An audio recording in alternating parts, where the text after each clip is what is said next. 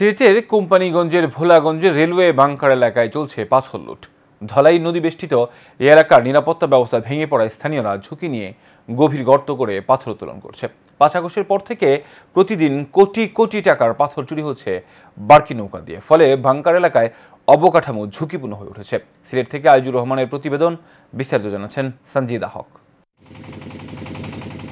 পাথর পরিবহনের স্থল কিংবা জলযানের বিকল্প হিসেবে ১৯৬৪ সালে সিলেটের ভোলাগঞ্জ থেকে ছাতকে রজ্জুপথ স্থাপন করা হয়।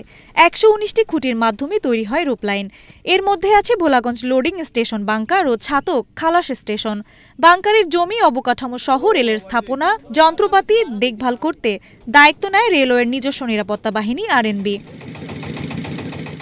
গত ৫ আগস্ট শেখ হাসিনা সরকারের পতনের পর আরএনবি সদস্যদের ওপর হামলা হলে ৭ আগস্ট বাংকার এলাকা থেকে সদস্যদের প্রত্যাহার করা হয়। এই সুযোগে দুর্বৃত্তরা রূপের মালামাল লুটপাট ও পাথর চুরি করছে। গর্ত করে পাথর উত্তোলনের ফলে স্থাপনা ভেঙে পড়ার পাশাপাশি ঝুঁকিতে রয়েছে। রিস্ক তো আমরা জীবনের রিস্ক লইয়া আইছি ও পাথর তোলার বিটিআরে তারপরে বাদে পুলিশ আয় মাঝে মাঝে। রিস্ক বলতে কিছু পাথর তুলতে গেলে হালকা রিস্ক হইব, এরপরে আমরা সতর্কভাবে পাথর তুলতে হবে। আমরা কুয়ারি কুলিয়া দেখা বোমা মেশিন বন্ধ করিয়া কুয়ারি কুলিয়া দেখা শ্রমিকল বাসুকা দেনে আমরা তো খাইয়া বাঁচতে হইব না নি। পুলিশ বলছে তারা অভিযান চালিয়ে যাচ্ছে। বেশ কিছু পাথর জব্দ করে মামলা করা হয়েছে।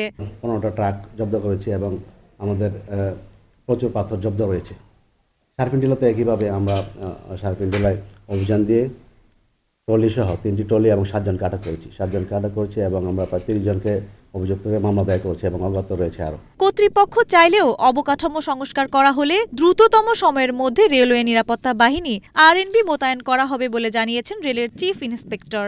প্রেক্ষাপট চেঞ্জ হওয়ার পরে আমাদের আরএনবি সদস্যদের উপরে হামলা হয়, আতর্কিত প্রায় 100 লোক হামলা করার পরে তখন দেশের পরিস্থিতি উপর ভিত্তি করে আমাদের ঊর্ধ্বতন কর্মকর্তাগণ আরএনবি প্রত্যাহার করে। সাম্প্রতিক সময়ে এরকম বালু পাথর চুরির যে ঘটনাগুলো ঘটেছে আমরা জানার সাথে সাথে বিভিন্ন অভিযান পরিচালনা করেছি।